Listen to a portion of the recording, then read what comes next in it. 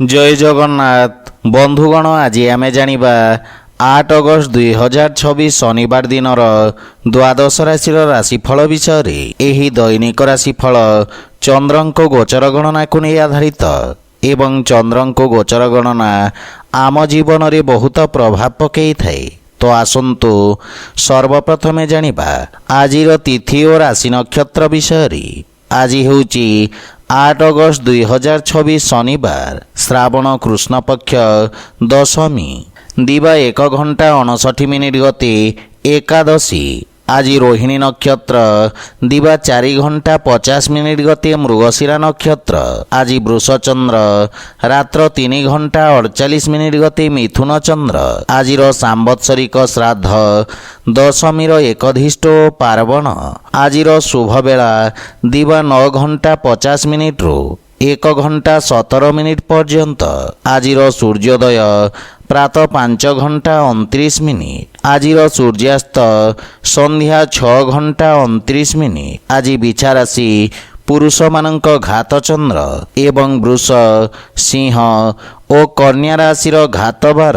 आज कलमी शाग खाइबा निषिद्ध।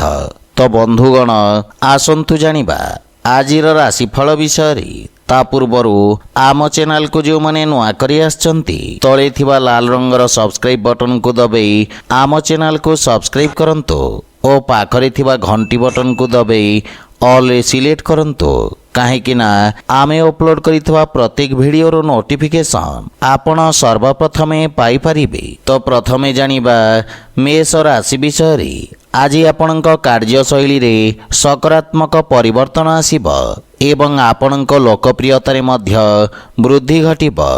व्यवसायी माने नूतन जोगाजोगरु उपकृत हेबे एवं कोनसी अभिज्ञ व्यक्तिंक सहित देखा साक्षात करिपारंती जहा आपणक व्यवसाय को नूतन दिग प्रदान करिब। आपणक सामाजिक मान सम्मान रे वृद्धि घटिब। विद्यार्थी छात्र छात्री माने ए पर्यंत करिथिबा परिश्रमर सकारात्मक परिणाम प्राप्त करिबे। पारिवारिक जीवन रे परिवार सदस्यंक सहित उत्तम समय व्यतीत हेब एवं आपणक संपर्क रे एक नूतन मधुरता आसीब। भाई भौणींक सहित एक नूतन योजना आरंभ करि पारंती। प्रेम जीवन रे नवीनता आसीब एवं आर्थिक स्थिति रे उन्नति हेब किंतु आर्थिक देवानेबारु आपण दूरे रुहंतु। स्वास्थ्य अवस्था उत्तम अनुकूल रहिछि एवं गंठी पीड़ा द्वारा प्रभावित रोगी माने आराम पाइबे। आज आपण ओं नमः शिवाय मंत्र जप करंतु शुभ फल पाइबे। वृष राशि। आज आपणक कार्यक्षेत्र लोक माने आपणक व्यक्तित्व द्वारा प्रभावित हेबे। आपणक स्थगित कार्य रे प्रगति हेबारु मनरे प्रसन्नतार भाव रहिब। आपण समस्तंको संयोग करी चालिबार क्षमता प्राप्त करिबे एवं आपणक बाणी प्रभावशाली हेब। राजकीय सेवारे जड़ित व्यक्तिंक स्थिति एवं प्रतिष्ठा वृद्धि पाइब। पारिवारिक जीवन रे आपणक पारिवारिक संपर्क मजबूत हेब। पितांक सहयोगरु आपणक अटकई रहिथिबा कार्य रे गति आसीब। संतान पक्षरु कोनोसी सुखद समाचार आपणक चिंता को ह्रास करिब किंतु परिवारर वरिष्ठ सदस्यंक स्वास्थ्य प्रति विशेष जत्न नियंतु।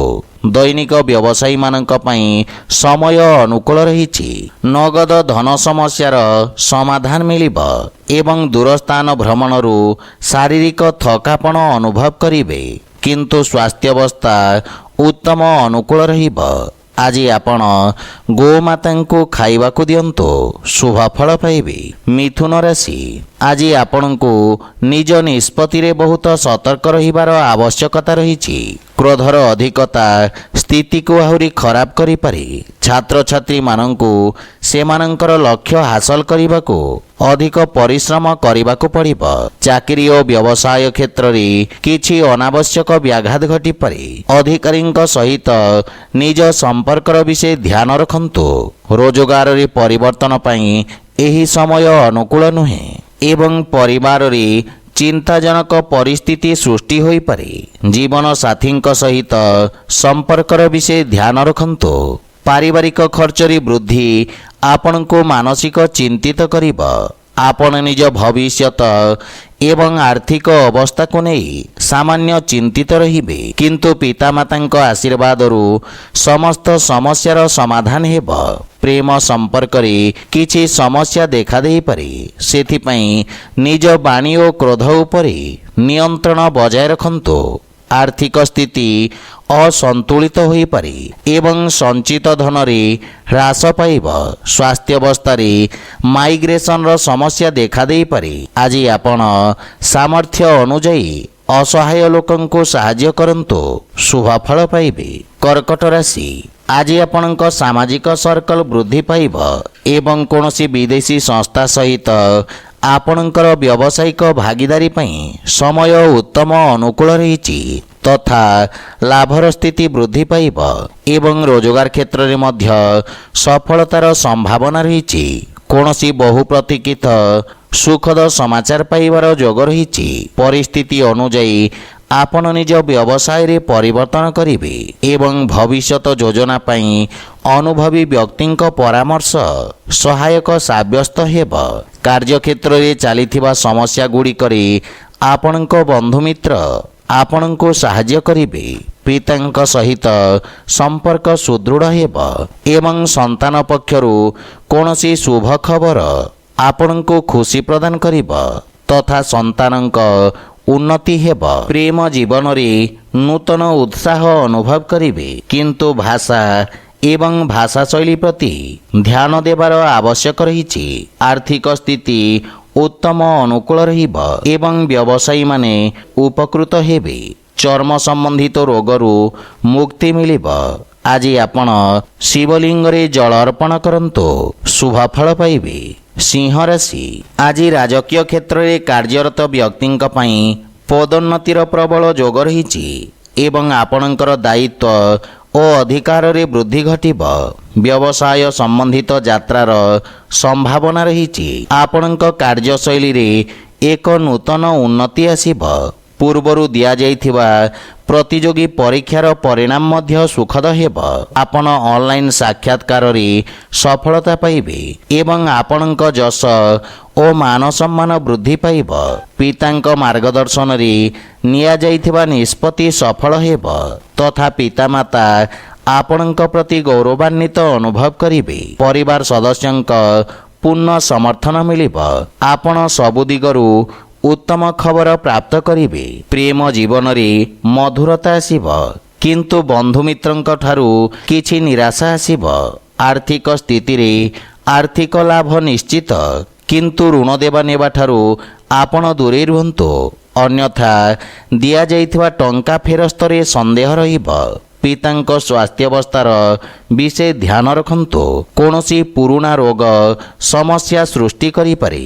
ଆଜି ଆପଣ ଅସହାୟ ବ୍ୟକ୍ତିଙ୍କୁ ସାହାଯ୍ୟ କରନ୍ତୁ, ଶୁଭଫଳ ପାଇବେ। କନ୍ୟା ରାଶି, ଆଜି ଅତୀତରେ କରାଯାଇଥିବା କଠିନ ପରିଶ୍ରମର ଲାଭ ପରିଣାମ ଆପଣ ପାଇପାରିବେ।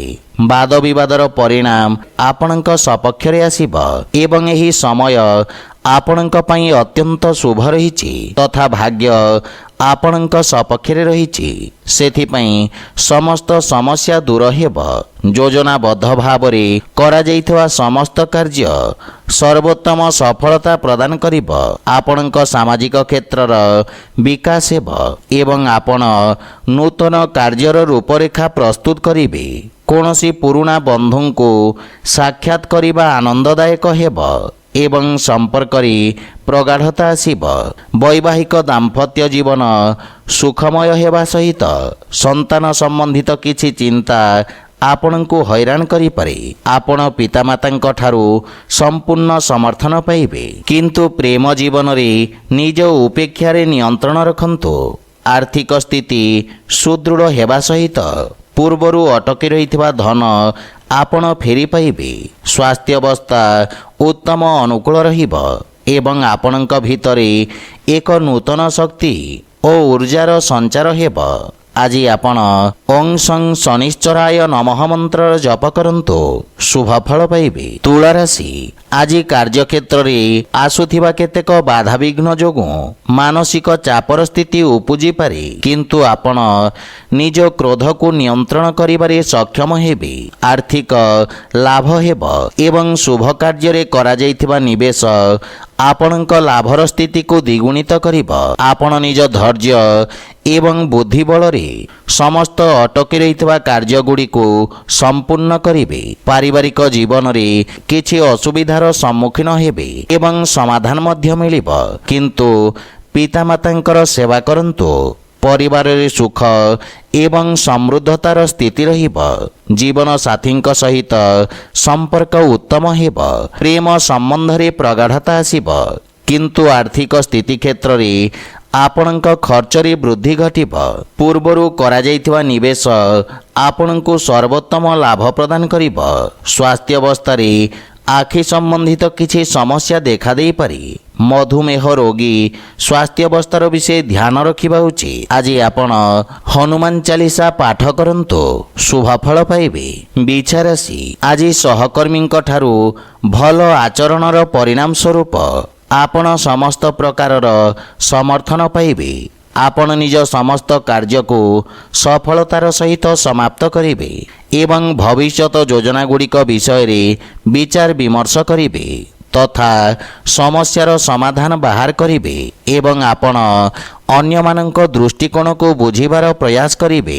ରାଜନୀତି ସହିତ ଜଡ଼ିତ ବ୍ୟକ୍ତି ବିଶେଷ ଉପକୃତ ହେବେ। ପାରିବାରିକ ଜୀବନରେ ଜୀବନସାଥୀଙ୍କ ପରାମର୍ଶ ଗୁରୁତ୍ୱପୂର୍ଣ୍ଣ ପ୍ରମାଣିତ ହେବ, ଯାହା ଆପଣଙ୍କ କାର୍ଯ୍ୟରେ ସାହାଯ୍ୟ କରିବ। ପିତାଙ୍କ ମାର୍ଗଦର୍ଶନରୁ ଲାଭ ପ୍ରାପ୍ତି ହେବ ଏବଂ ପ୍ରେମ ସମ୍ପର୍କରେ ମଧୁରତାର ଭାବ ରହିବ ତଥା ବନ୍ଧୁମାନଙ୍କ ସହିତ ଆନନ୍ଦଦାୟକ ମୁହୂର୍ତ୍ତ ବ୍ୟତୀତ କରିବେ। ପ୍ରେମ ସମ୍ପର୍କରେ କିଛି ମନୋମାଳିନ୍ୟର ସମ୍ଭାବନା ରହିଛି।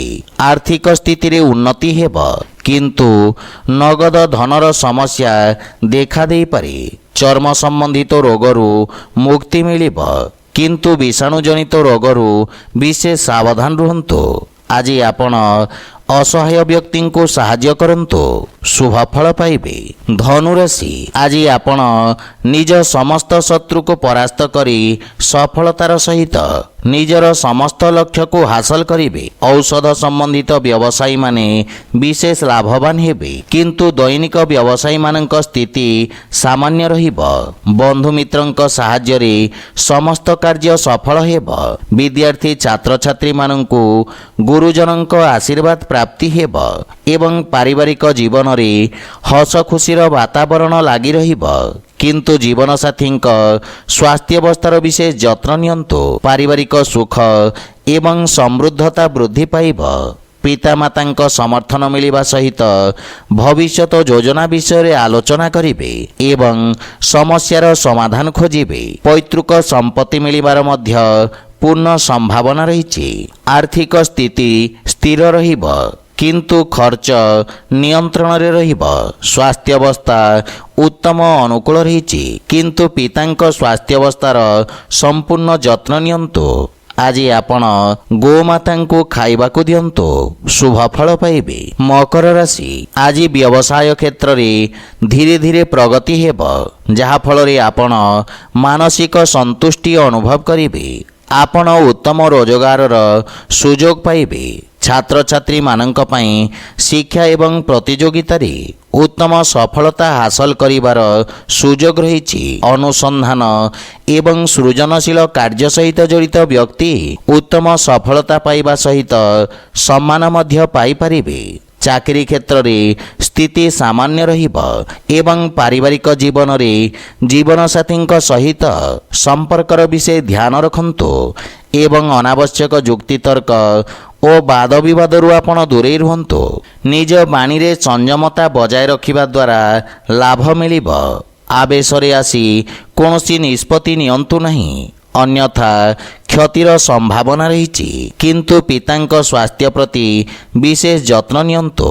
ସାନ ଭାଇ ଭଉଣୀଙ୍କ ସହଯୋଗ ଲାଗି ରହିବ ଏବଂ ଆର୍ଥିକ ସ୍ଥିତି ଦୁର୍ବଳ ହେବ।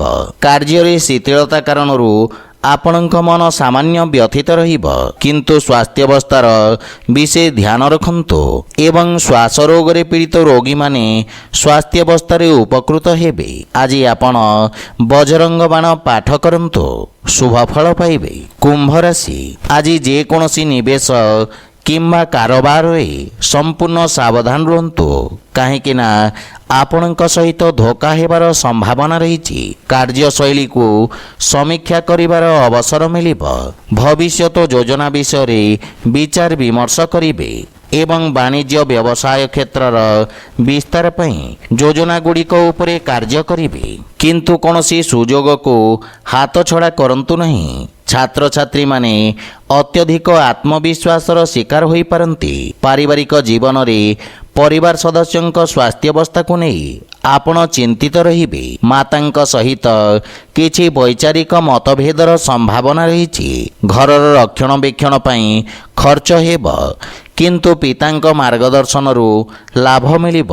ଶ୍ୱଶୁର ଘର ପକ୍ଷରୁ ସମ୍ବନ୍ଧରେ ମଧୁରତା ଆସିବ ଏବଂ ପରିବାର ସଦସ୍ୟଙ୍କ ସହିତ ଉତ୍ତମ ସମୟ ବ୍ୟତୀତ କରିବେ। ଆର୍ଥିକ ସ୍ଥିତି କ୍ଷେତ୍ରରେ ବୁଝି ବିଚାରି ନିବେଶ କରନ୍ତୁ। ଅର୍ଥର ଅଭାବ କିଛି କାର୍ଯ୍ୟରେ ଅସ୍ଥାୟୀ ଅବରୋଧ ସୃଷ୍ଟି କରିପାରେ। ଆପଣଙ୍କୁ କିଛି ମାନସିକ ଚାପ ହଇରାଣ କରିବ, ସେଥିପାଇଁ ମନକୁ ଏକାଗ୍ର ଓ ଶାନ୍ତ ରଖିବାର ପ୍ରୟାସ କରନ୍ତୁ। ଆଜି ଆପଣ ହନୁମାନ ଚାଳିଶା ପାଠ କରନ୍ତୁ, ଶୁଭ ଫଳ ପାଇବେ। ମୀନ ରାଶି, ଆଜି ଆପଣଙ୍କ ପରାକ୍ରମରେ ବୃଦ୍ଧି ଘଟିବ ଏବଂ ଆପଣ ନିଜ ସମସ୍ତ କାର୍ଯ୍ୟକୁ ତତ୍ପରତା ସହିତ ସମାପ୍ତ କରିବେ।